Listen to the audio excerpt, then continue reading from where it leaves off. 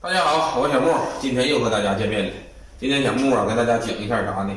讲一下这个科鲁兹神车的一些通病，就是说这发动机呀，打口哨。你说这玩意儿没事你着车都着车，打什么口哨啊？你说这气人不？它这个在发动机运转的过程中，怠速时候啊，有这个发出这个嗖嗖嗖，都像人打口哨，类似这个声儿。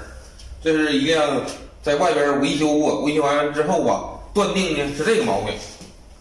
气门指摇盖这里边有个单向阀，断定这个阀片呢响，但是换完之后没好使，继续打哨，让口哨打的还有节奏的啊。其实这个车有两个地方，一是这个毛病呢很好断定啊，后边有根管儿，把这管儿拔用手堵住，要是不响了呢，那就是它的毛病。如果还响呢，还有一个在什么位置呢？在这个进气支管后边有一个这个单向阀，这个单向阀特别容易挨坏，所以说在打口哨的过程中不一定是什么毛病啊。这里边有个阀，这边是管，看没？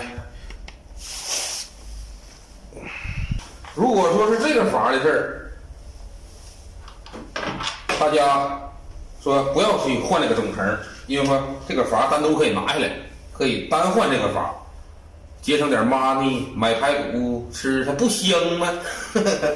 还有就是说发电机后边那个单向阀，那个单向阀也很费劲啊，也很费劲，要摘掉那个摘进气支管太费劲了，就摘这个发电机，把发电机摘掉，都能看见那个，都能单独换这个单向阀了，特别的抠手啊。这样就是说在外边维修完了之后回来了呢，就是换这个没好使，只能倒过来吧，把旧的又上去了，把那个新的又退了，之后联系到小木直接断定毛病，换后边单向阀。好，今天小木就为大家更新到这里，咱们明天再见。